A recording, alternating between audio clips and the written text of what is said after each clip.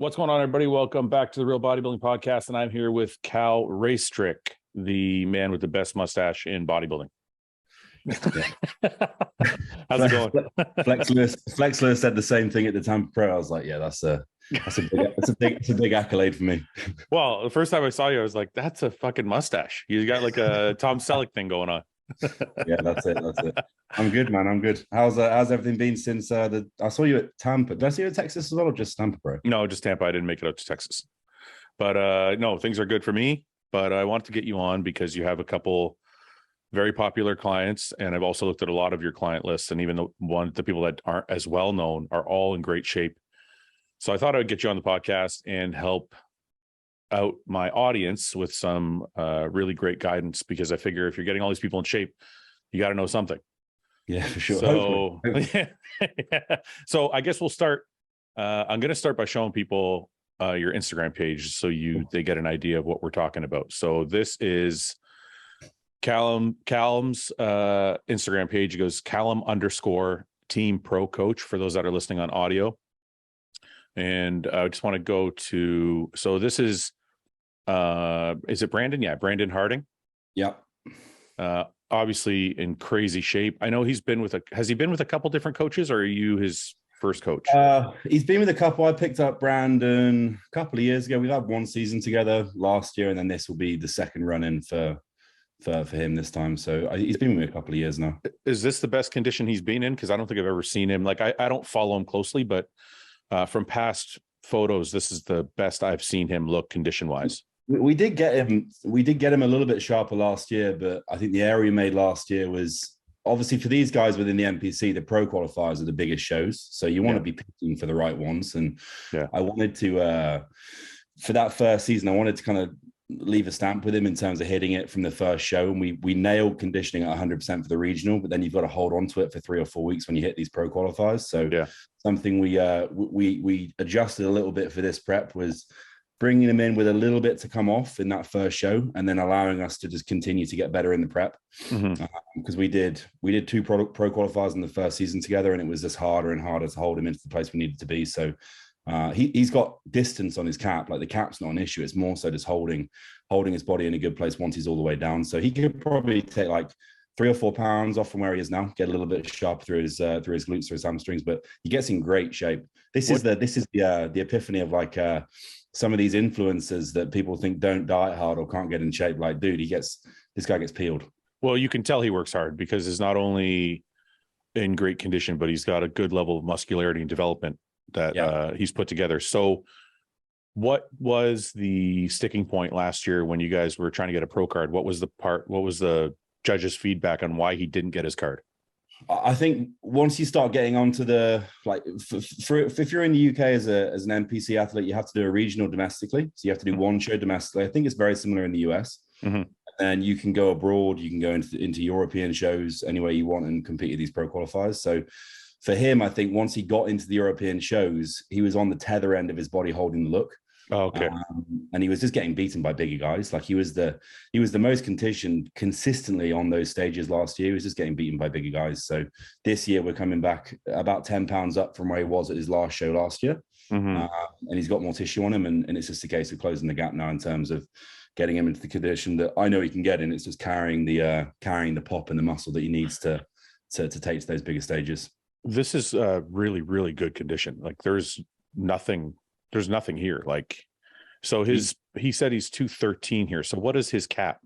His cap's 220. Oh, so he's still got another 7 pounds of tissue to put on. Yeah. And that's amateur. So the pro cap would be 12 pounds heavier as well. Yeah. I mean, to people listening, that might not sound like a lot, but 7 pounds of actual muscle tissue is a ton. Yeah, it's a lot. What do you think his weak points are? Because like from looking at him, he looks like everything is pretty complete. He could be just thicker everywhere, but I don't see any actual weak points. I think as a physique, he's very balanced. I just think taking him from, even seeing Tampa in Texas, taking him from an amateur stage and putting him on a pro stage, it's just being thicker. It's like systemically everywhere, legs, arms, especially on, classic physique, arms are a massive component within those above head poses. Yeah. So it's just putting tissue everywhere, but holding on to his strengths in terms of proportions. Do you think arms are a big deal though? Because I mean, when you look at Chris doesn't have big arms at all. And I've actually thought this before, because sometimes when I see guys with bigger arms, they almost look more bodybuilding-esque. Yeah. But I do see what you're saying with Brandon. It's almost like his torso is so wide that he might need something to finish it off. Yeah, I think if you look at like Ramon. So if you look at Ramon, like that Ramon. front and rear double, it carries him with arms being so thick. But if you look at someone like Urs or Chris, because they flow so well, I don't feel as though they need the freakier muscle group because they're just so complete elsewhere as well. I guess it's almost something where you can't say it's this or that. It depends on how the body's flowing together. Yeah. Yeah, because I can see what you mean with Brandon. If we take another look, I can see what you mean. He's got wide shoulders, his back is good. It's just, it feels like the arms would complete almost because his legs are so big. Yeah, he's got a good pair of legs. It would almost balance him out a little bit more. Yeah, but for me, like within the NPC, this is where you want an athlete where it's not like there's no striking inconsistency with the look. It's just, it flows very well. It's just a case of once you go from amateur to pro, it's just, you just need to grow, you just need to grow in general. That's what you want to be. I mean, 213 is not very big. At how tall is he? I want to say 6'1", 6 foot. 6'1". Yeah, I mean, that's not a very thick. I mean, look, he looks great. I hope nobody takes that the wrong way, but it's just not an overly muscular person at that height. Yeah. I mean, I saw this yesterday. I was kind of looking through these photos and I saw this comparison, and it's actually pretty good. But you can see a difference in thickness in his back, especially. Yeah, 100%. But you can see it's the depth. You don't realize, like, for a lot of people as well, you don't realize the depth of the muscle that these pros have until you see it in person, and until you see people stood next to each other, then it strikes you. Yeah. So although on Instagram it's like, it looks great, it's structurally it's very consistent in terms of how it looks, but it's the depth of the muscle that you see in person where you're like, right, we've got room to cover here. Yeah, I tell people it's the difference between 2D and 3D.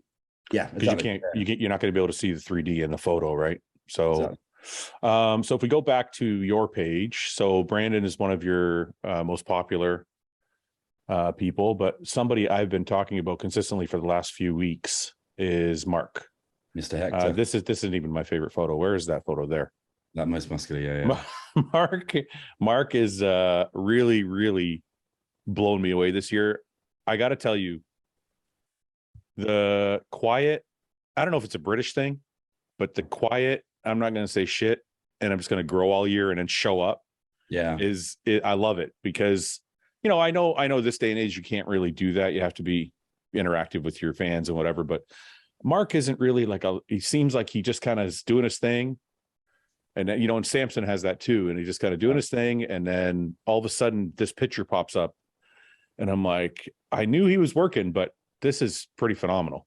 Yeah. So how long have you been working with Marc?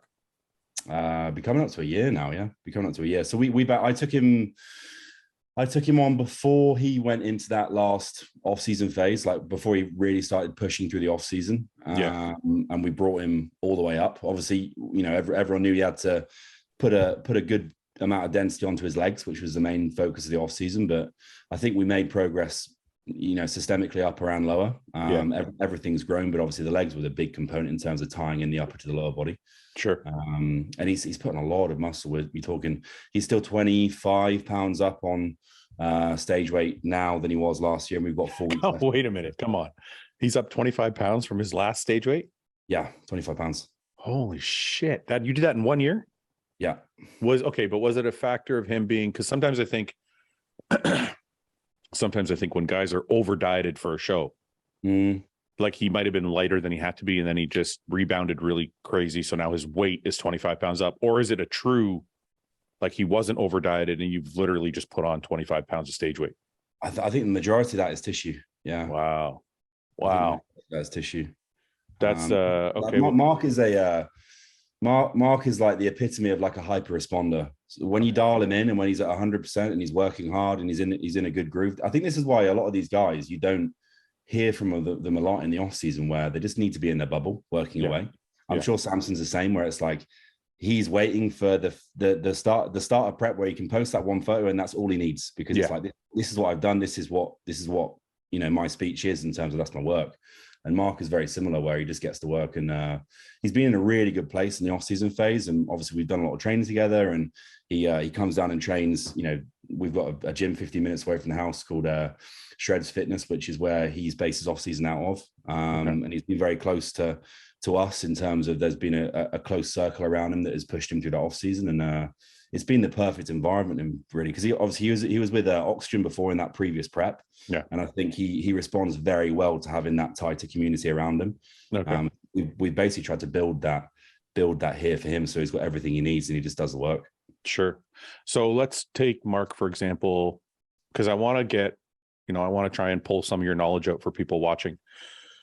And we'll get into more broader aspects later, but I want to just get to Marc first because of the dramatic change. So when you're saying somebody's put on 25 pounds, let's start from the very beginning. You take over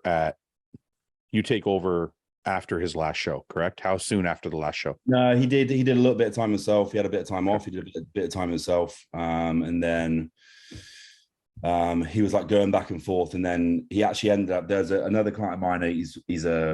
He turned pro last year with me called Hayder Meddy. He's a men's physique pro, and they're very close friends. Yeah. And he came over to the house, and then we basically started chatting, and one thing led to another. And he came down to train one day, and I tweaked a few things in the training session and kind of looked at how things were moving and how he was performing in terms of the gym. And then he started training more with us, and then one thing led to another, and he cracked on with the off season with us. So he started the off season like I want to say 123 kilos when he started with us. He actually posted a photo on his Instagram the other day of the comparison between 123 at the start and 123 now. Yeah. And that the left-hand picture was when he started the off season. So how long after the last show did you take over then? Was it like a month, 2 months? It must have been like 4 or 5 months.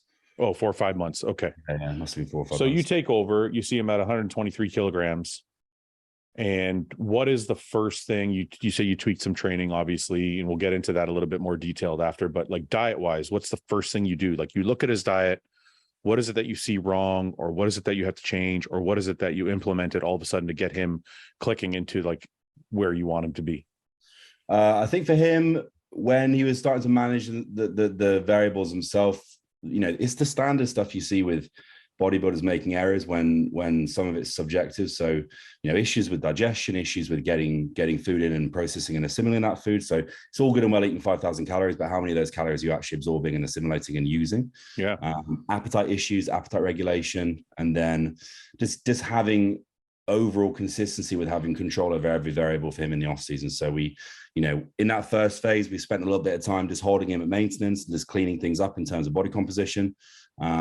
We went through lab work and blood work to make sure he was okay in terms of, cardiovascular screening, blood work screening, everything was okay for us to push into that off-season phase. And then it was a case of a lot of his progress, I think, was especially with like I think the training that he was doing out of Oxygen, it's very full on. There's a lot of volume. And if you're an athlete that's struggling in terms of if there's aches or niggles or imbalances or imperfections there physically that need to be addressed, hammering loads of volume and doing, a bombardment of training without addressing them leads to further issues. More imbalances and more injuries. Yeah. We're seeing loads of stuff creep up with his hip, with his knee, with his shoulder. Yeah, there's some troubleshooting we need to do in the gym. And we actually pulled a couple of people in to kind of look at him in person from a therapy perspective. He started working with a therapist in terms of massage work. He started getting, dry needling done. He started getting consistent therapy each week, which kind of put him on the straight and narrow in terms of where his body was. Yeah. And then that first phase was lower body wasn't too at the forefront of the programming because we couldn't really load his legs because of his knee and his hip. Yeah. So it was a relatively balanced program. And then once we got his legs in a position where they could handle the frequency, we did 6 months straight of 3 lower body sessions a week. And obviously that was balanced volume across the week, but that was where like we were seeing ludicrous progress with his lower body just because his body was, and that was in a position where his obviously digestion was fixed, appetite was in a good place, body composition was in a good place. He's got the capacity to eat and do what he needs to do with the calories he's eating. So if we creep food up and progress training as well, and he's managing from a recovery standpoint in terms of how much he's doing in the gym with volume, that's where we saw a massive shift in terms of his body responding. Okay. So if you don't mind, and I hope Marc doesn't mind, I'd like to use Marc to illustrate some of the points that you brought up so people can kind of learn, right? So one of the first things you said was you took a look at his diet and the main, digestion was an issue, and making sure that he's actually absorbing the calories he's taking in. So can you recall looking at that diet and thinking, or talking to him and figuring out what it is like? Because what I'm trying to get to is, what are bodybuilders doing wrong? Because a lot of guys have these problems. A lot of guys are trying to overeat. They're bloated all the time. Their digestion's off. Their bowel movements are off, and they don't know why. So what is it that you took a look at that you were like, okay, this needs to be fixed, and that will in turn get his stomach moving normally? So it's little things like, the standardization of food selection, how consistently we are with eating foods we know we can process well. Okay. His wasn't as much of an issue here, but one of the common pitfalls I see when you're looking at bodybuilders running into frequent digestive stress is overconsumption of protein and making ludicrous amounts of protein being consumed. Like he was 300 plus in the off season, and he peaked out at 325 grams of protein. So it's pretty much a gram per pound in terms of protein consumption. That's what he was taking. That's what he was taking in before. That's what we adjusted to. Okay. So what was he taking in before? I think it was high 300s, if not 400s. So like a gram and a half, maybe. Yeah, like the nuance is, like, a lot of people will be able to handle that and tolerate it, but if you've got an athlete with imperfections in terms of digestive function, those are the first kind of lower hanging fruits that you'll move towards. I never thought of that. I never considered. I don't think a lot of people consider that a low hanging fruit. I think a lot of people resort to that last. And I'm not saying you're right or wrong. I'm saying that maybe the common misconception is that it's something else other than protein. I mean, that's a really good point that you bring up, because I noticed, and a lot of other guys I've talked to noticed when they went from 8, 10, or 12 ounce protein portions to like 6 or 8, they did a lot better than 10 or 12. So, okay, so go ahead. If you look at the like protein as a food source, especially meats, fish is probably a little bit more easy to break down mechanically, but like it requires a lot of chewing. When you're chewing, you're getting a lot of pancreatic enzymes from your saliva to break that food down. And if you've got a peak off-season bodybuilder who's highly stressed, there's a down regulation of that in the first place. But it requires a lot of chewing. It requires a lot of mechanical breakdown. And protein as a macronutrient is relatively harsh to break down from a gastric perspective. So we need, if we're increasing our food, we need to increase the capacity to digest that food. So a lot of individuals in a peak off season may need to upregulate the amount of enzymes and acids they have in the GI to break the food down in the first place. Which is there's normally a little bit of a gap there in terms of somebody starts an off season phase, they ramp their food up massively high, but they're not really carrying the other side to be able to handle that level of food in terms of tolerance. Yeah, I've been there. So the first thing you do is lower the protein. Do you also change the protein sources?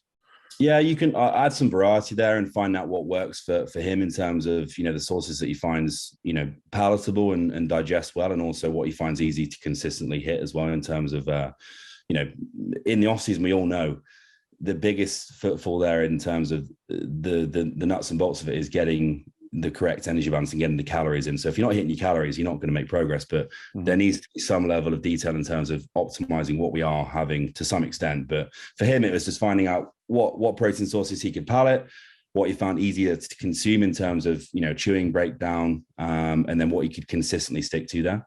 How different is that from client to client? I know obviously everybody's different, but is there a general rule, like most people handle chicken better than beef, or most people can handle one beef meal a day, or like, do you have any kind of general rules that have kind of followed most of your clients? I would generally say for most people, I wouldn't stick to one source predominantly in terms of like, several feedings per day. I'd try and add some variety there, whether it is like some whey isolate based meals, some beef meals, some chicken meals, poultry, some fish meals, maybe an egg meal if they can tolerate it. But a lot of that is you're kind of seeing the feedback coming week to week, and you're looking at where the digestive stress is placed, and then trying to kind of put things together in terms of, right, this is potentially the trigger for that. Let's experiment with changing that and see if the response improves. And a lot of that's like trial and error as you move through a process with an athlete. So I guess when you start, you might do, if you're doing like, let's say you're doing 6 meals, you might do, 3 or 4 different protein sources. You're looking for, okay, after meal 3, you were bloated for another, an extra half an hour, or you weren't hungry 2 hours later, you're hungry 3 hours later. You might be looking for something like that. If you find that you're changing that pre-meal to something else. Yeah, like across the day in terms of the landscape of the diet, or in like between meals when we're seeing like more immediate digestive stress, or a bigger one for athletes like bodybuilders is because the volume of food they're consuming, actual stool quality as well. So the consistency and the regularity in the form of stool has a massive impact on what's happening with the GI. So how many, you know, constipation can happen on both sides of the spectrum. It doesn't need to be blocked up. It could be runny and loose as well. So seeing the consistency there, and that's a big part of looking at an athlete's ability to eat, but also get what they need out of the food. And if there's a lot of inconsistency with stool quality, we know there's going to be an inconsistency further up the stream in terms of actually being able to tolerate the food and process it. Is it uncomfortable for you to ask your client what their stool quality is like? Every week. Every week. Is it too much information? You're like, fuck, I know how all these people go to the bathroom. It's part of it, every right? week. The question, every week. You ask it every week. Yeah, it's part of the data we collect. Yeah, just because it's such a big part. Like, I guess, especially in the off season, like in stress, in prep, it could be a sign of, you know, an athlete being overworked or overreached because the digestive system is going to be something that reflects stress tolerance. But in an off-season phase, it could be the difference between them making the progress they need to make and not, because we're not getting the most out of the calories they're consuming. Like a really good example is I just had a men's physique athlete who's trying to turn pro in the NPC at the moment, really good top-level amateur. And we were peaking his off-season calories at about 5,500 to 6,000 calories. And he was getting very consistent digestive symptoms of his body not being able to tolerate that amount of food. And we've not changed the amount of calories he's consuming. We've just basically looked further upstream at his ability to get more out of the breakdown and assimilation of the food he was consuming in the first place. And then progress skyrockets again just from his ability to get more out of that 5.56K quota. But what did you do? So you took the let's call it 6. So you took the 6,000 calories. He wasn't doing well digestively. What did you do to the 6,000 calories to get him to be able to assimilate it and use it properly? So some of that might be food selection based, but some of that might be what we're doing to the actual, like, if we're looking at a protocol, it might be certain supplementation to help the GI actually process the food in the first place as well. I'm a big fan of glutamine in those environments. Someone that you could learn off if people wanted to look into it further. Austin Stout, you'll be able to find him online, is a really good guy for looking at the digestive system for bodybuilders specifically. But what's his name? Austin Stout, surname's Stout. Stout. Yeah, Austin first name. Let's see if I can find him. I'm just curious so I could show people Austin Stout. There he is. So he's a digestion specialist. Yeah, he's a bodybuilder, but he's a really smart guy, and he does a lot in terms of the GI as well. I'm going to follow him back. Maybe I'll get him on the podcast. We'll delve into digestion. Okay, so before we go too far off course, let's go back. So the first thing you do, take a look at the protein, get the right protein sources for Marc, and then where do you go from there? Now you're looking at carb sources, you're looking at fat sources.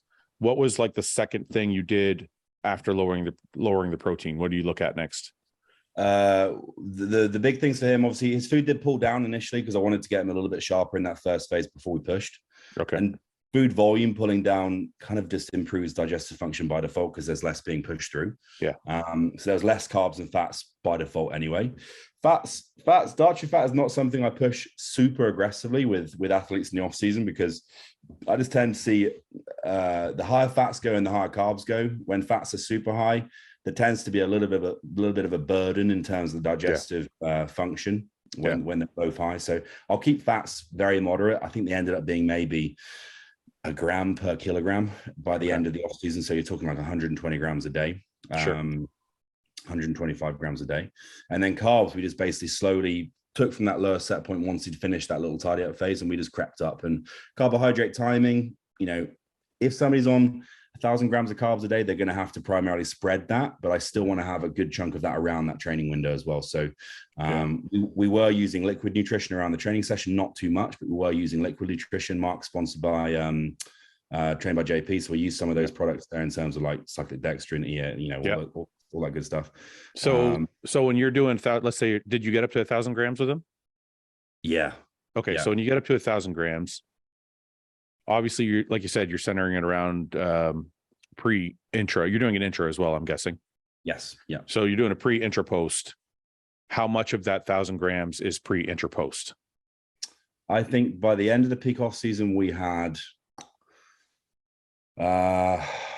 He must have had 100 to 150 during the training session, and then probably the same again in a post-workout shake. So you're 100 to talking 150 during the training session, and then 100 150 post-workout. What was he taking pre? Probably not that much, right? It was more so just food a pre-workout meal, because there is, and I think you'll agree, just from having the supplements with the brand as well with Hostile, there is a tolerance there for what you can pack into that window before it starts becoming a hindrance to training. Yeah. You've got to, find the right product that sits with you the best in terms of, within the GI during training, but also, and even, to likes of fluid volume you're pushing in the training window as well, not drinking too much, not drinking too little, because a lot of those carbohydrates are carried via fluid. So we need enough for them to do the job. But yeah, it was around 300 grams, I think, by the end of that push. So just so people understand, the reason you're saying by the end of it is because you can't just throw in 100 grams intra, because somebody would just get immediate gastric distress. So you're probably starting at 25, 50, 75. And that's why you say by the end of the off season, you're up to 100, 150. Yeah. Just gradually build up. So let me ask you my own theory for off season. When I was bodybuilding full time. Yeah. I always like to do 50 with my pre-workout shake.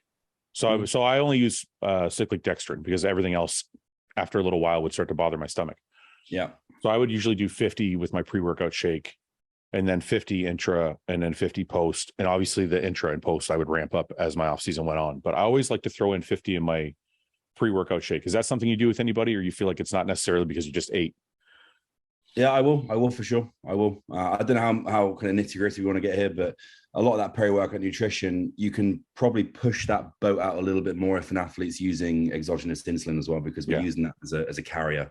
Sure. So you can kind of be a little bit more dense with what you're doing. But that pre-workout shake, just to bump it up, so it's kind of like it's in the system and ready to go for the first set, I like a lot. Yeah, that's kind of how I think of it. I almost feel like I'm primed for training if I have that 50 in my pre-workout shake. So like even from the first set, I'm ready to go. 100%. So you take a look at a diet, you lower food, you lower protein, and then you start ramping things back up slowly. Is there any other specifics for diet that we could touch on that's pretty insightful already, but is there anything else for diet that you can look at that you may have changed for Marc to help him process that 500? So not including supplements, not including anything with training, just with diet alone. Was there anything else specifically that you added to get him to process food better? I think two things I'd say, and they probably don't seem like a lot, but those smaller variables do add up over time. Like the approach to meals in the first place and the state his body's in when he's going to digest food. So like chewing food thoroughly is a massive one for bodybuilders. Yeah. Just because we need that physical breakdown of food to go into the GI and be processed better. Mm-hmm. The larger surface area of the food, the more that saliva and pancreatic enzyme production we can create, and the better the food breaks down. Mm-hmm. So chewing is a big one. And how many bodybuilders do we know wolf a meal down, and then on the go? That's 100%. And then they'll be in their car and they're like, "Oh, I'm so bloated." It's like, well, you haven't approached the meal in the right way. And even like sitting down and taking your time in between meals, you may have a large amount of food to eat for the day, but you still need to take the time to consume and allow the body to process the food. Sure. And then the other thing I think was the amount of feedings we're having across the day and how long we have in between the meals themselves. And that ties into the digestion of the food, but also his ability to regulate blood glucose as well. Okay. So what does that look like? What are the meal timings? And so I'm pretty sure we dropped him down a meal a day, which had so there would have been slightly larger meals in general, because we're pulling 6 down to 5, for example, but sure, we've got a longer window of time between each feeding for him to regulate hunger and for his body to process what he needs to process. But also when you're looking at spreading carbohydrates out across the day as well, we're also having meal to meal better blood glucose management. So systemically across a week, we've got better BGM trends as well. So, but I have a question about that. If you're, and if I'm way off on this, it's okay. I have to just hear me out on this one. And I'm not saying you're wrong, because me and Evan, and I think James, all at some point switched from 6 meals to 5 because it was just easier to get through the day. But as far as blood glucose goes, wouldn't you have more of a peak and valley if you're taking that longer period of time between feedings? But yeah, so if it's unstable, for sure. But the thing we're looking at is, and the term you use is postprandial. So once you've consumed a meal, blood glucose will trend up, and it will Sure. gradually come and trend down and sit at that baseline again. Okay. And that baseline is realistically the thing we're measuring meal to meal. The Oh, thing okay. the thing we don't want is for you to consume a meal and say that postprandial window is 3 hours for you to get back to that happy baseline. You consume a meal when it's still on the way down, and then it spikes back up again. Oh, I get it. So you're seeing like an upwards trend over a longer period of time. I see. So taking that extra hour, instead of eating every 2 hours, eating every 3 hours, gives your body a chance to come back to base. Exactly. Yeah. I get it. That makes a lot of sense. Okay. Maybe that's valuable. So, what else so you did the meal timing. Yep. And what else was added into that for diet, for just diet alone, not supplements? Anything else to get it? What about, I know a lot of bodybuilders don't do vegetables and things like that. Are you big on vegetables and fruits? And was that one of the things that helped him? He definitely increases his fruit intake for sure. Okay. I'm a big fan of not fruit over veg, but using fruit as a tool for micronutrient density in an off-season phase, because most bodybuilders don't want to eat veg until they're probably at the back end of prep and they're hungry. True. So veggies for me is like probably more of a prep tool in terms of hunger management and satiety. Mm-hmm. Fruit in an off-season phase, there's going to be more liver glycogen. There's more fructose, but at the end of the day, it's being metabolized. I'm a big fan of fruit because it's a lot more palatable and it's still very micronutrient dense. So he was consuming a decent amount of fruit.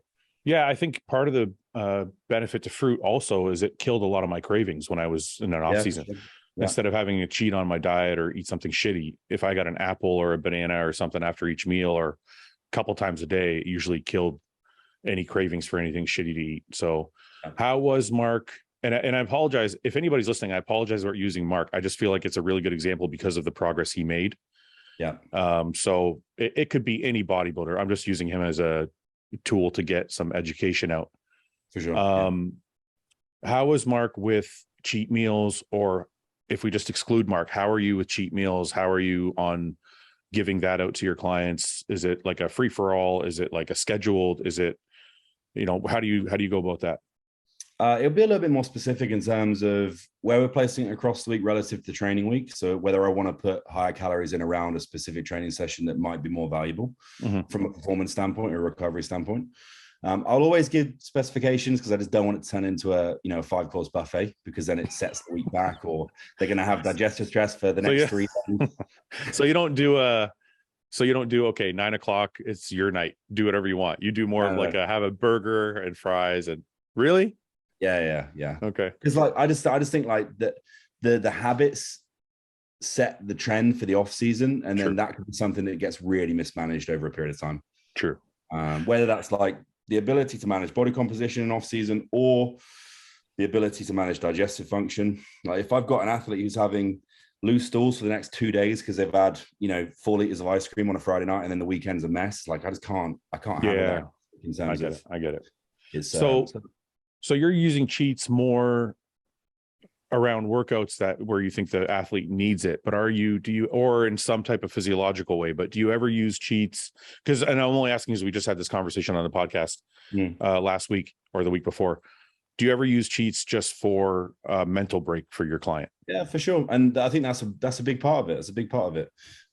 Because there needs to be some level of, downtime across the week in terms of just alleviating that stress response of being so monotonous with routine, whether it's a meal with a partner or a meal with friends or family, whatever it might be, because the alleviation of stress you get from that's huge. Mm-hmm. But I think I could tie that into having other value across the week as well, in terms of like, look, Friday night, you've got a leg day on a Saturday, which is an area we're trying to bring up. Friday night, take meal 6 and go and have a meal with your family. But I'll still give a specification in terms of like the magnitude of the meal, just so it doesn't turn into a free-for-all. So one more question about cheats. I know there's a couple different philosophies on when they're most valuable. So some people like one of the things I did and was a proponent of mostly was, and I remember Chad kind of taught me this. The day before the body part you're trying to bring up, we would really refill. So whether it was 2 meals, 3 meals, whatever, we would like go heavy on the calories that day. And then I could use that for the next day of my training. But I also know that some people and some coaches think that doing the heavy calories the day of, either post-workout or maybe a couple a little bit before is more beneficial. So where do you sit on that? Is it the same, or is there more of a benefit to one than the other? Typically speaking, for me, I would do it in that window prior to the scheduled day, just because I feel as though there's better carryover for being able to use that as like an augmentator of better progression or better performance in training, just because of a higher calorie set point you're moving into the training session. And due to the fact, like, you know, whether you've gone out for sushi or something like that, and you've had a high carbohydrate feeding, takes time for that glycogen to actually synthesize in the body. And by the time you carry over that next day, it's going to be ready and available to use. So I've always been a bigger fan of doing it, you know, prior to, you know, a training session, for example. Yeah. But does that work a little different in contest prep? Because I know a lot of guys do their high days on their heaviest training days. Yeah. So would you say that's kind of flipped on pre-contest? I think probably from a contest perspective, the majority of the time I'd be having an athlete over consume above a deficit, but on a diet instead of like a single meal. Sure. So I'd give them, like, so if they had like Marc at the moment has like a high, a medium, and a low. Yeah. And lower body days across the week are the high caloric days, and then it kind of like reverses in hierarchy. Rest days are low days, medium days are the other body parts, and we revolve it like that. Mm-hmm. But like at the moment, he gets one off-plan meal a week, and it's tonight. You're probably having it now. It's tonight before the quad session on a Monday. So I still have that higher calorie dense feeding in. It's before the lower body day, but I'll establish the kind of higher calorie days on the days that he's got the more taxing muscle group. But there's still, like, for the majority of people, I'll always get people to train on 2 meals pre-workout as a minimum. So they've still got some more substance in those first 2 meals a day than they would normally have to go into that training session and perform. How do you feel about, and I guess there's probably two types of people. We can't say this kind of as a general rule, but how do you feel about training on an empty stomach? Would you ever have someone trying to put on an optimal amount of muscle train on an empty stomach, or is that something more just for the somebody who's not looking to put on optimal muscle, maybe burn more fat? Like if we're looking at the mobilization of fat activity, or like non-glycolytic activity on an empty stomach, from a mobilization standpoint, makes a lot of sense, but it's probably not going to be a training session. It's probably going to be more cardiovascular based. Sure. The energy system we spend time is going to dictate how much fat loss that will, you know, be driven in that window beyond calories. But the biggest thing for me is fasted training will be more circumstantial. So if I've got someone who can't train later on in the day because of work, whatever, I'll make it work. I'll use an intra-workout supplement. We might use your approach there of like maybe having a shake with carbohydrates and EAAs before they train. You use an intra-workout. Perfect. We can make it work. But there's like a quote, an optimal. That might be optimal to them because they don't have another option to use. Sure. But if it was an optimal situation where we had free reign, I would get them to train in a fed state. Okay. Yeah. I mainly ask because I get a lot of DMs from people who work all sorts of hours and they're like, hey, can I train on an empty stomach? And I just wanted to get a little bit of clarification for those people that it's not perfect, but if it has to be perfect, it can still work. It can still work. Yeah. Sure. Okay. So going back to Marc, just because I want to flip to training. Yeah. So you said some interesting things there about volume not helping with imbalances if it's not targeted and etc. So like I said, only using Marc as an example, but what is something that you saw in that volume, and how did you, because then you went on to say about frequency with the legs, which I think is interesting because most people don't think of training legs 3 times a week, but I have heard from other scientists and coaches that kind of frequency can work. So kind of walk me through what that change looks like in training from day one. So beyond the physical stuff he was doing outside of the gym to start to create those things, so like some rehabilitation work, stretching, mobilization, etc. The biggest thing, and you see this across the board as well, so it's not just Marc, but the biggest thing when you're getting an athlete in the gym and you're looking at progression is going through that execution with a fine comb in terms of how they're approaching movement patterns, and then also looking at the most specific movement patterns to their structure. You know, machines they're going to fit in, machines they're not going to fit in terms of structure, what they're able to brace in terms of, you know, whether it's hinge patterns, squat patterns, where they feel comfortable, where they feel confident, and then the other end of that spectrum. So we kind of went through his programming with a fine comb. We've got this baseline plan in terms of what we're doing on what day, and we start low because tolerance builds over time. but I can't address everything at once. So I've got to start him on the lowest effective amount of work possible, go through the fine comb in terms of how he's gone. No, go ahead. You're just about to address it. Sorry. Go ahead. Going through rep execution and exercise selection. So what the exercise we're picking to get the job done, the tools, and how he's approaching each rep of that given exercise. And then the third variable there would be the volume he's doing in terms of the workload for the day. Mm-hmm. And we kind of optimize the exercise selection. We optimize the rep execution, which increases the level of stimulus in the first place because he's getting more out of each rep now, which means he needs to do less because he's getting more stimulus per session, per rep. Mm-hmm. And then as his tolerance builds, and this is at the same time as food starting to creep up as well, I can then start to increase the workload across the week. So when you're going through with a fine tooth comb, are you, and it's probably less for someone like Marc because he's a professional, but if you're working with any other client that you can actually see, or even if you're not, if it's online, are you getting videos or are you seeing them in person? Are you checking form first? Like, for Marc, it was a bit of a blessing because he was training with me.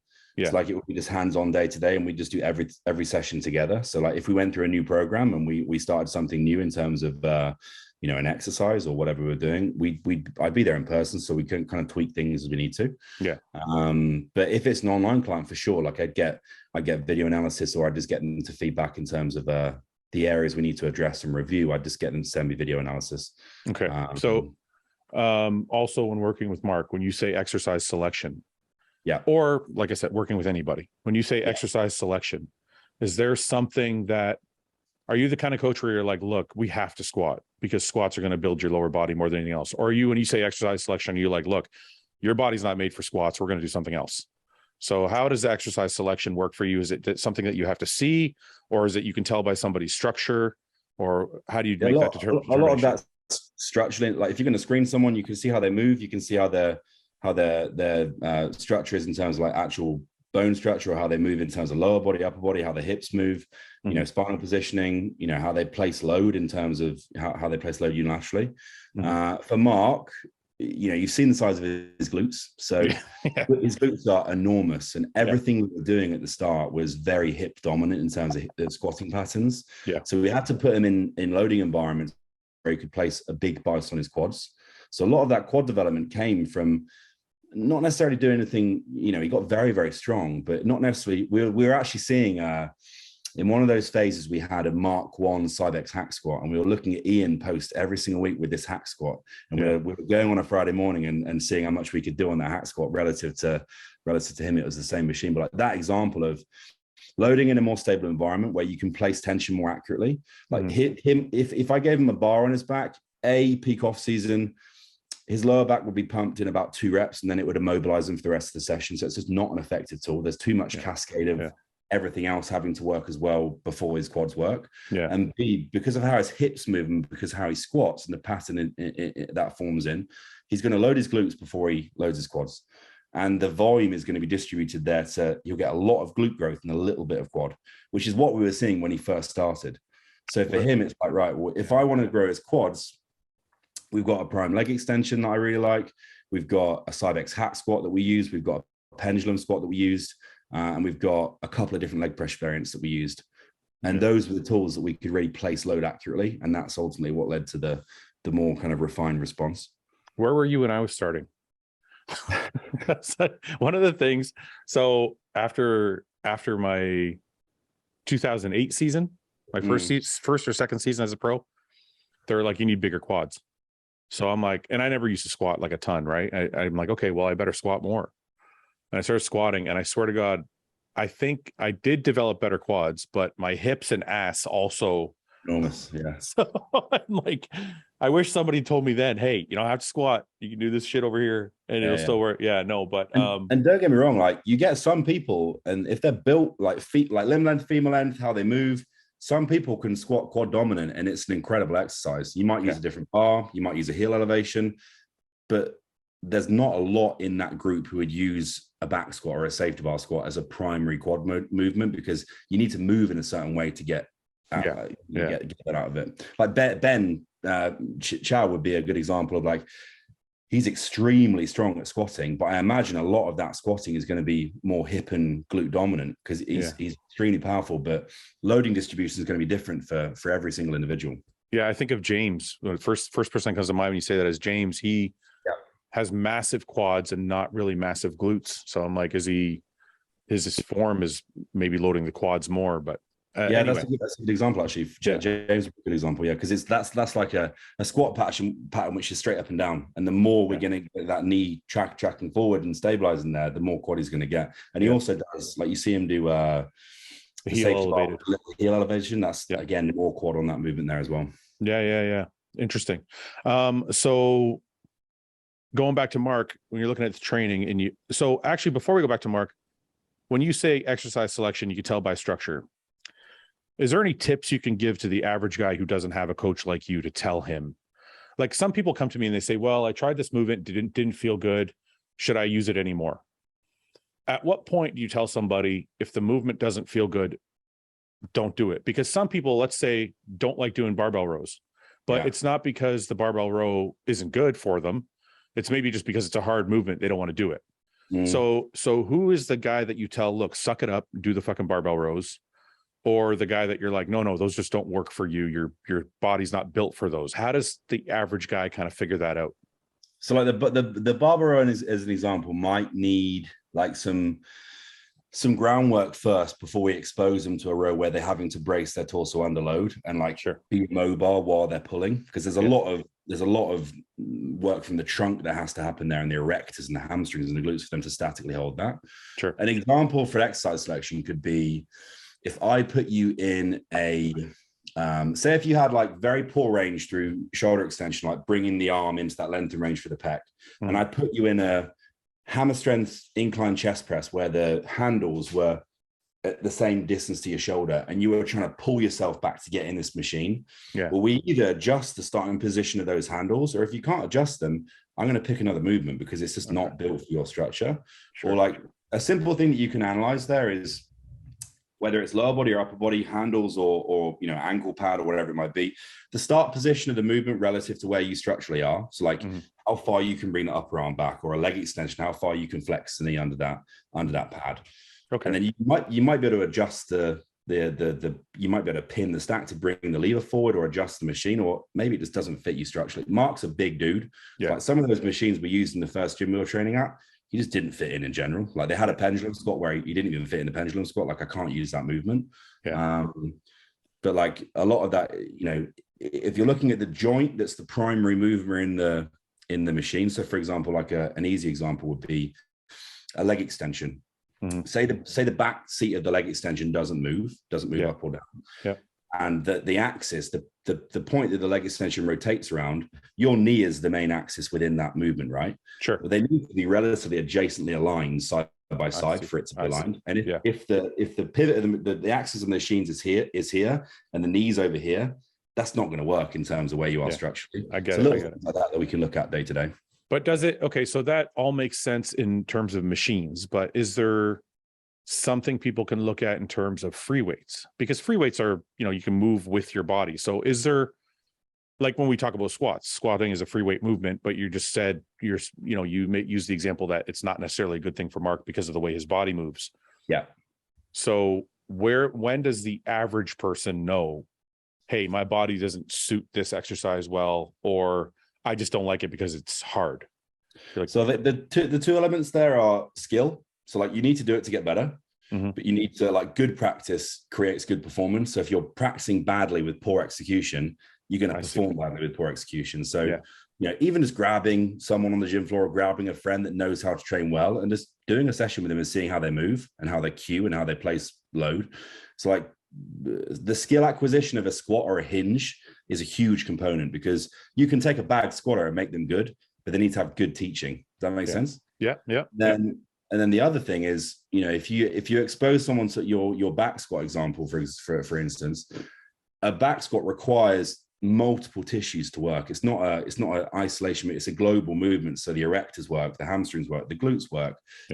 Your upper back's got to brace the bar. Your trunk has to brace the load under the spine. There might need to be work done from a foundational level before we expose them to that movement in the first place. I see. Okay. So if you've got like a new trainee who's not used to exposing themselves there, they might need to do a foundation level of training where they get the glutes stronger, they get the abdominals and the torso stronger through rotation, and they might get the quads stronger on other movements. Yeah. And then 3-4 months down the line, they're actually squatting, and once they've learned the skill, they're really good squatters because they've got the capacity to handle that kind of loading environment. Does that make sense? Yeah, it makes a lot of sense. But I have to touch on one thing because I know my listeners are probably picking up on it.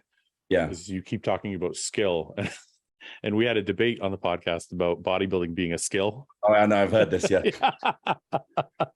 So I said bodybuilding wasn't a skill like other sports, like say like figure skating or and other people say that bodybuilding is skill regardless of what it is. So before we move on, since you use the word so often, I want to know what you think. And it's okay if you don't agree with me. I'm just curious. I think regardless of how someone trains and how it looks, visually, they've kind of developed a system and a way of doing things that works for them as an individual and what their body's able to tolerate. So if you take Hunter Labrada versus Branch Warren, that's either ends of the spectrum in terms of execution relative to like ferocious work ethic. Yeah. They've both got that over a long period of time. They've both ingrained that into themselves. So their body's able to tolerate that level of stimulus. Sure. Now there's a skill element to both because Branch is still placing tension where he wants it and he's still growing. Yeah. Hunter might be being a little bit more accurate per se, and he might be a little bit more refined in terms of execution and, how he's setting up movements, but there's a skill that's been involved in both. Mm-hmm. And I think when you're looking at deadlifts and squats, etc., you can't deny that there's a skill element there in terms of getting better at performing that and placing tension and load over time. Like when you first got under a bar compared to 10 years down the line. Oh, no doubt. Yeah. The way you distribute load and the way you contract out of that movement and what you get out of each rep is night and day different. Mm-hmm. But I think you can't deny the fact that bodybuilding, there is a bit of a God's gift in bodybuilding as well. So no, we've established that there's skill in bodybuilding, but is it to the same degree as say like figure skating or like like guys who are doing the X Games with skateboards? Is it that kind of skill? I think that if you took figure skating, that's just a different level of refinement in terms of like that's like a craft that's going to need to be mastered, whereas bodybuilding is something you will probably pick up and run with a little bit quicker. Yeah, and I think that was kind of my argument, was the varying degrees of difficulty. Yeah. But anyway, sorry, I kind of veered off there. I had to get here. We've been on for quite a while. Actually, I'm enjoying talking to you. I apologize. How long do you have? Do we have more time? Yeah, we've got all the time in the world. Okay. So training wise, we touched on a few things that are important. Is there anything training wise that we covered exercise selection, we covered form, we covered increasing volume as the body heals. Now, one of the things we didn't touch on yet was you said you started increasing frequency of targeting that muscle. So when does that, obviously that doesn't take place until he's feeling better physically, but what does that look like when you do start that? So until he's feeling better physically, until he's training better as well in terms of like the technicality as a training, because like, if I take poor training and do it more often, it's still poor training. So once that training has been refined and we've kind of gone through that fine comb, high levels of frequency allows for some level of increase in volume tolerance because you've got more recovery in between, but it's not like I can take him from doing 2 lots of 20 set leg workouts and then just add another 20 sets and expect him to recover in the same manner. Okay. If we've got 30 sets a week, I'm going to have to distribute. So if we've got 40 sets a week from 2 lots of 20, I'm probably going to distribute it in a very similar total volume per week, but over 3 days now. Because if I distribute it over more days, the intensity within each can realistically rise because he's got less workload per session. And then I can start to ramp that up over time from there. So one thing we did with Marc was we started the programming in itself at the start was 2 quad days and one of them had hamstrings in. Yeah. That's what we started with. And then when we went to 3 a week, it was 2 quad days and then a hamstring day. Yeah. Oh, you mean like one hamstring day and just hamstrings by itself, like target? Yeah, with one quad movement, and then 2 full days on his quads. Okay. And that's how we did. Like it was a Monday, Wednesday, Friday. That's how we did. It was like quads Monday, hamstrings with 1 quad on Wednesday, and then quads Friday. Okay, so I want to touch on this for a second because, and look, I want to say one thing that I've learned over 20 years in bodybuilding. There's no right way or wrong way.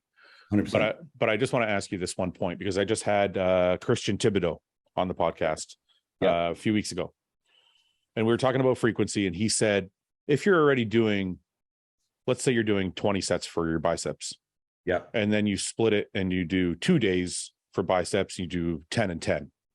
He said that's not really increasing the volume.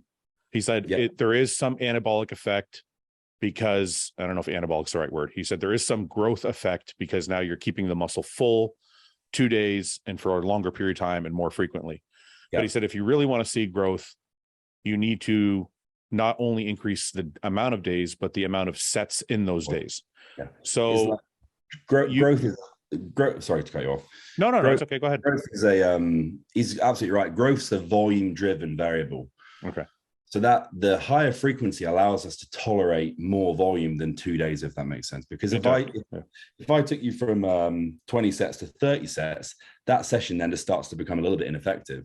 Yeah. But if we added another day and put more on that day and spread it out, performance can stay relatively high. So like he's absolutely right. Like volume distribution is the more days that we have, the more volume we can realistically tolerate in a given week. But growth is going to be driven by volume accumulation and more volume over time, as opposed to kind of how many days we're doing it, regardless of volume, if that makes sense. But that's the point I'm trying to ask, because you said you took Marc from I think you said 40 sets or 20 sets. I can't remember what you said, but you said hypothetically, you took somebody from 40 sets on leg day and you split them, and now you're doing 20 and 20, which I do agree is you're going to get way more intensity out of that person, because it's a shorter, it's not a shorter amount of time, but less volume, so they can put more into each set.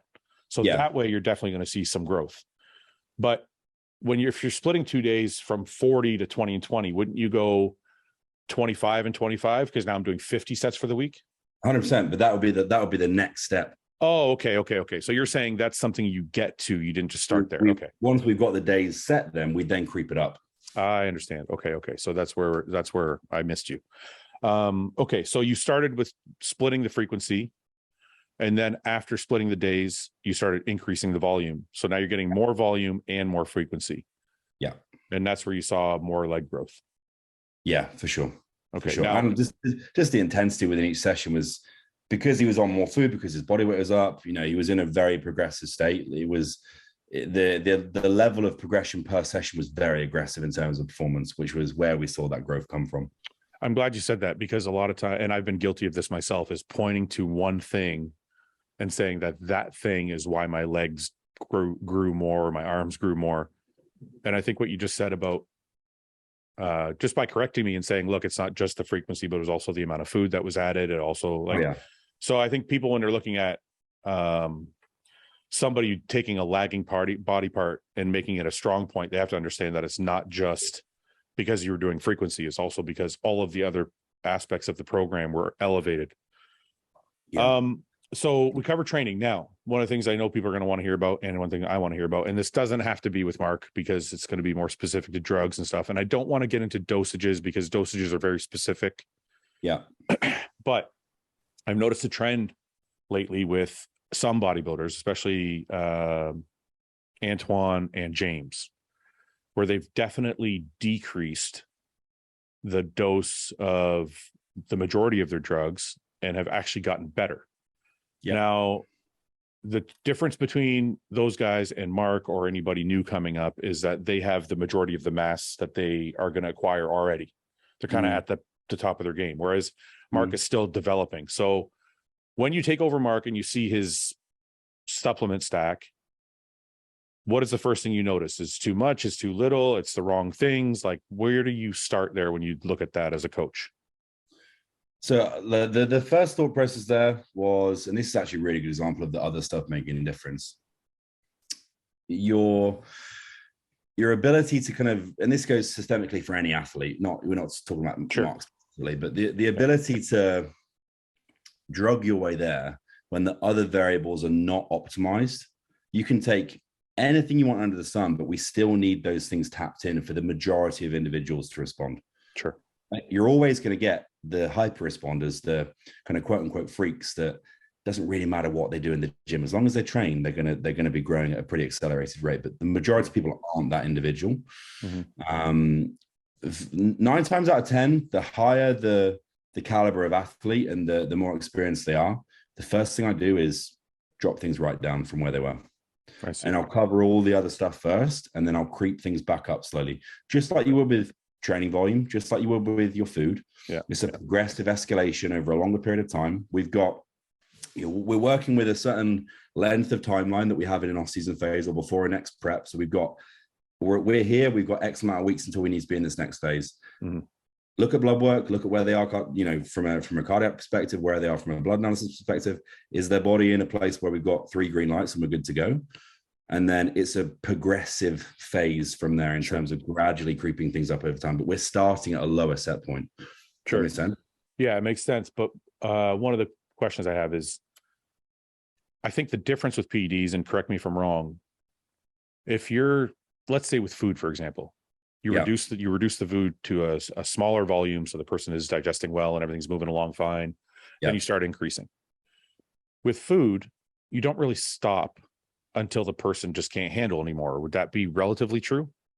Like, let's say you keep elevating hit a ceiling. You hit a ceiling, like 3,000, 4,000, 5,000. Oh, we're at 6,000. Just not digesting things properly anymore. I don't feel like it's the same thing with drugs. Like, because let's say you drop everything to, like, let's just say take test, for example.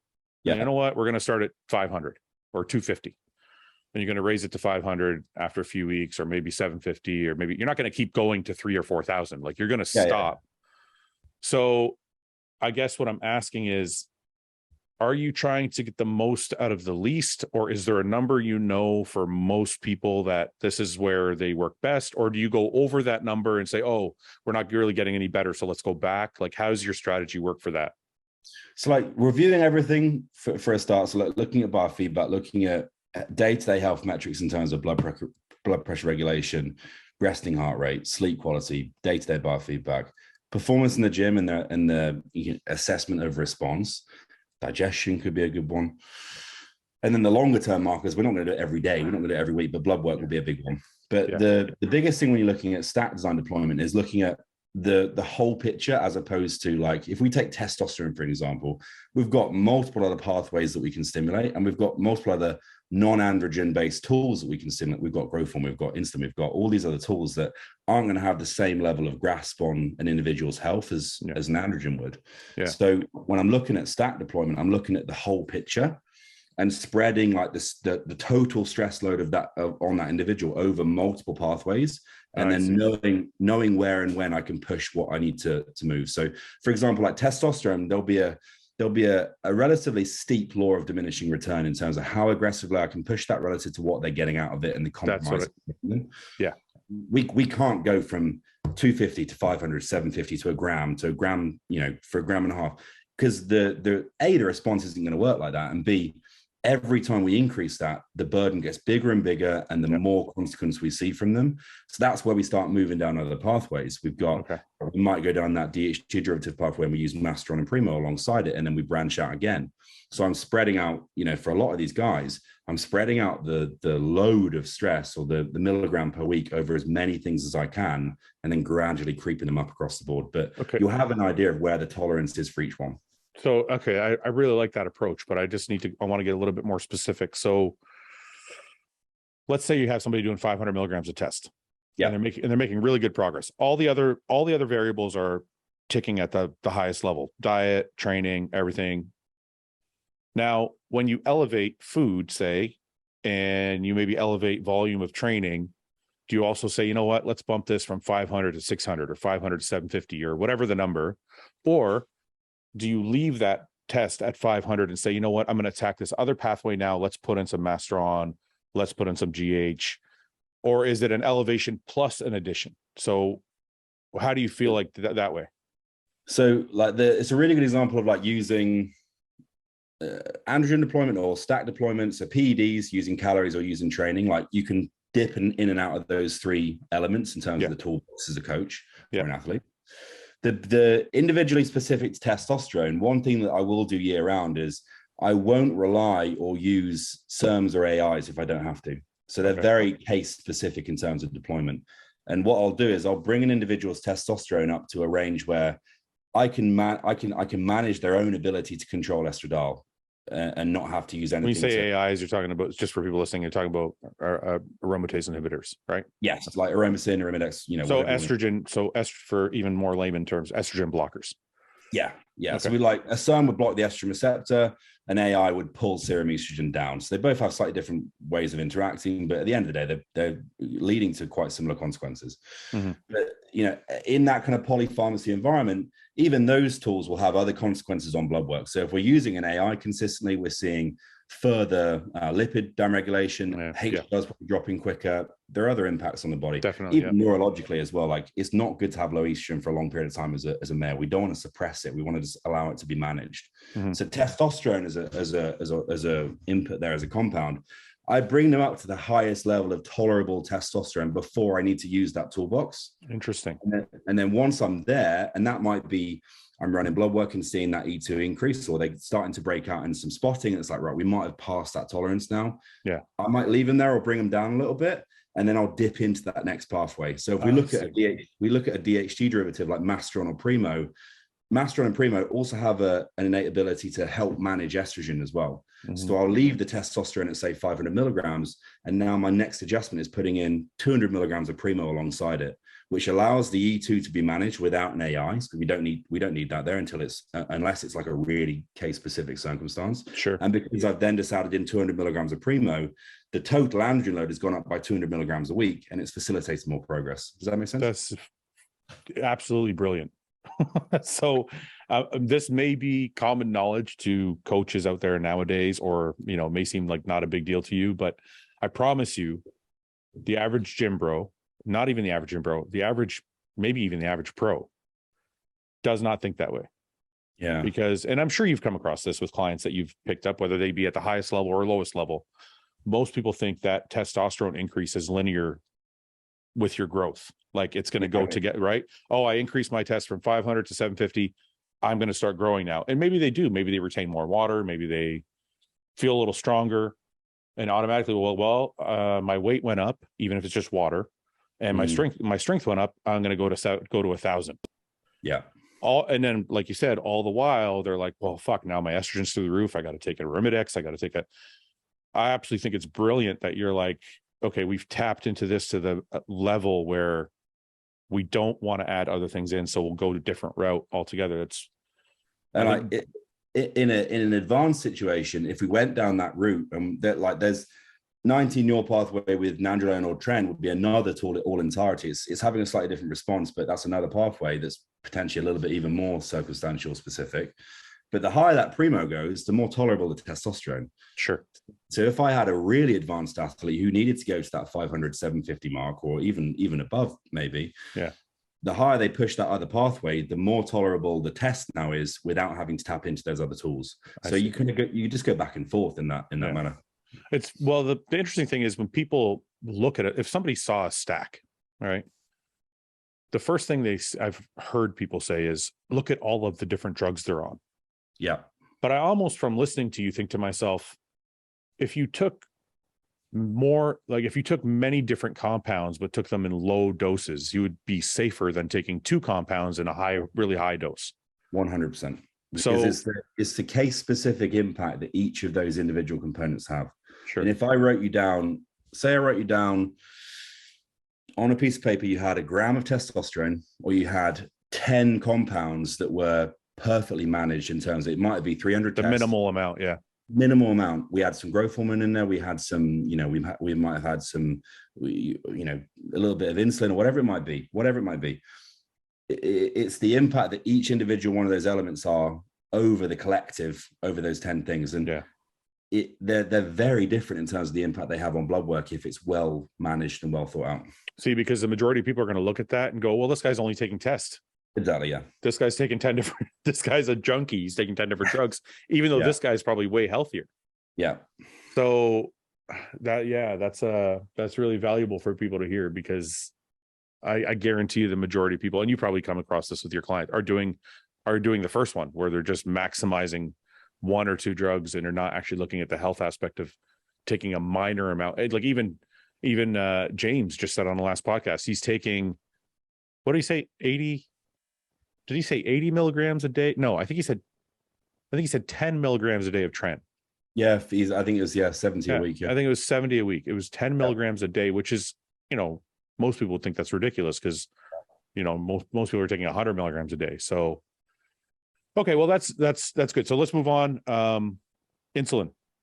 Yes, I've heard you mention it a few times. Are you a fan of insulin, or is it just used when necessary? Is it I don't like it at all? Where are you on that? Again, like circumstantial, and that'll be relative to, for the most part, energy balance. So like I'll use insulin as a tool when I want to alleviate stress from an individual when they're consuming a lot of food. So like if they're in a big surplus of energy in terms of the calorie consumption is high, their pancreas is having to work extremely hard to manage that level of food in terms of blood glucose management, insulin secretion.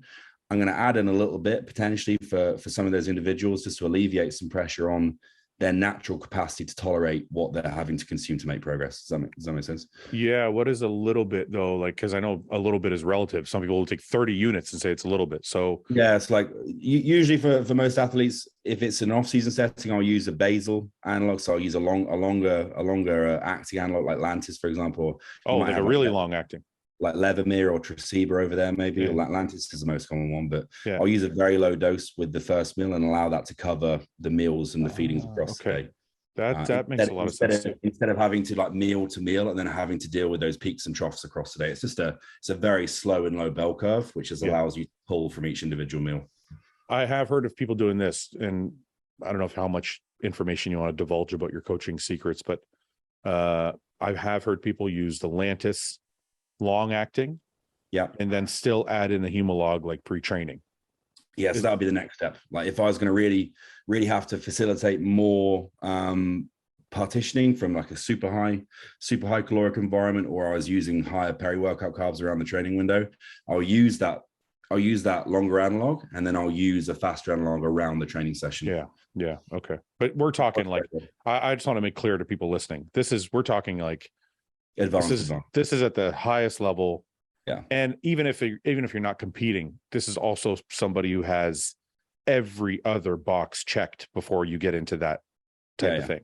Okay. Because I just want to make sure, because some kid somewhere is going to go, oh, well, that's what I'm doing wrong, and they're going to start adding that in. I want to make sure that people understand that we've gone through everything else, diet, training, before we even got to this point.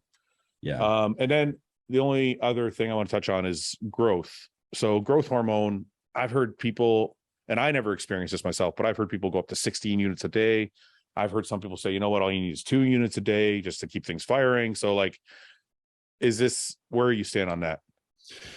So I'd say like the thing with the growth hormone is we've got two sides of the spectrum, like using it as a facilitator of development and tissue accrual, or using it as a facilitator of fat loss. Yes. If it was a fat loss agent, it would be time specific. So fasted, for example, around some cardio, some non-glycolytic cardio, and we're tapping into those energy stores, and we're using it as a tool to mobilize more fatty acids. Sure. But you probably get away with using a really small amount, like maybe 1 to 2 IU for most people upon weight for fat loss. Fat loss. Yeah. If we're using that as a growth facilitator in an off-season phase, you could ramp that up over the course of a day. You'd still split potentially I'm a bigger fan of splitting the dose up across the day relative to the total dose for the day, but maybe for the very advanced guys, you're looking at 6 to 8 IUs at the top end of the ceiling. I'd never go above 8 IUs, just because I just don't. So if someone's doing, say, 6 IUs, what are you doing? Are you doing 2 morning, 2 post-workout, or 2 pre, 2 like post? 2 a.m. In that fasted window. And they might be, even off-season guys, a lot of my guys still do cardiovascular work in the off-season, just from a cardiovascular perspective. Yeah.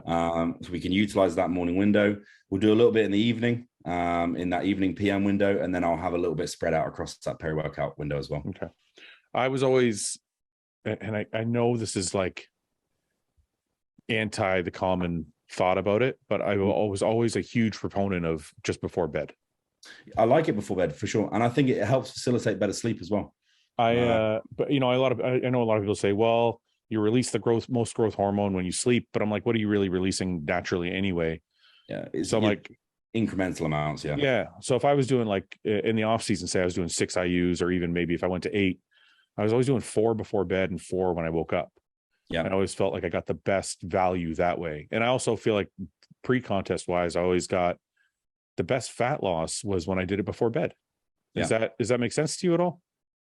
Potentially moving into that faster window if you're doing cardio when you woke up the next day, for sure. Yeah. Huh.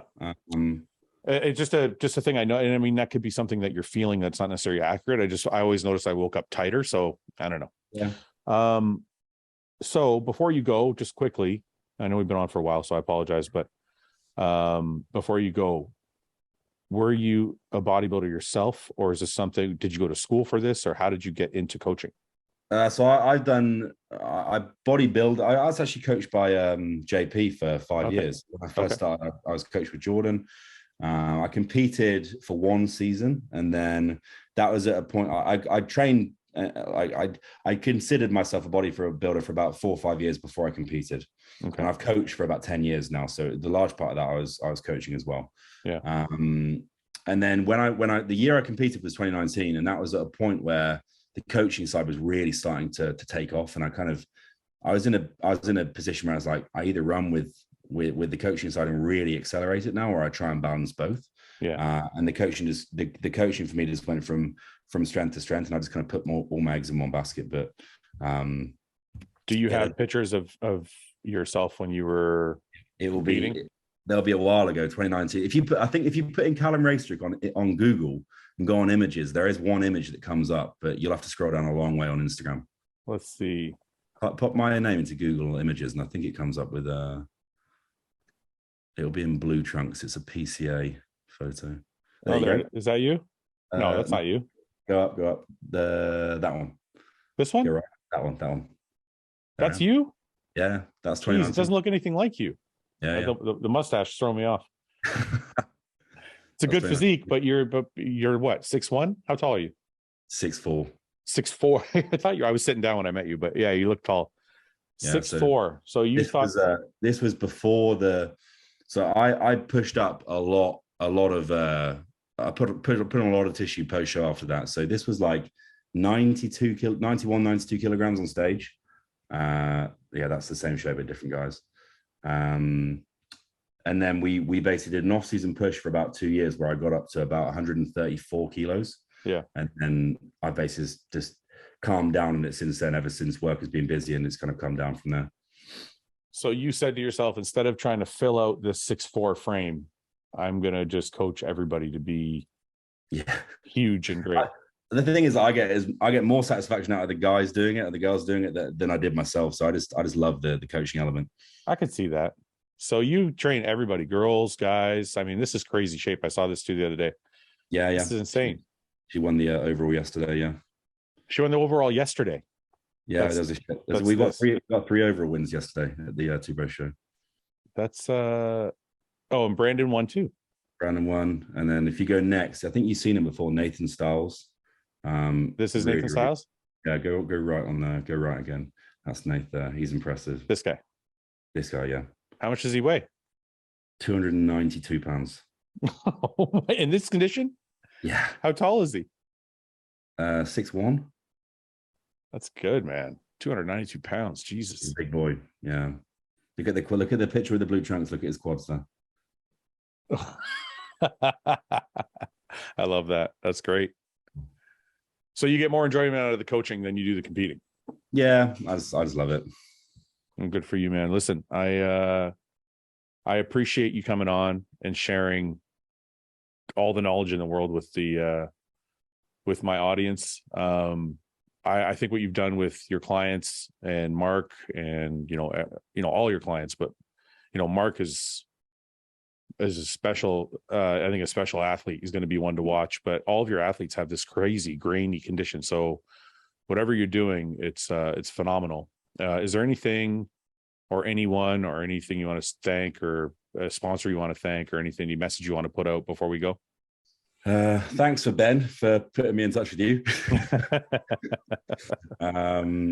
Sponsors wise, obviously JP, trained by JP Nutrition, and as you can see, Gasp as well. Yeah. And then we're a coaching based company in the UK that operate overseas as well. So it's just Team Pro Coach. You can find that online or Instagram, and if anyone's interested in getting prepped by us, then just hit us up. Is there pricing or anything you want to share, or is it variable from person to person? Upon application, yeah. It's just upon application, okay. Okay. Well, listen, man. I hope you come back maybe with Marc. 100%. Yeah, I'd love to. He's eager to get on. He's very eager to get on.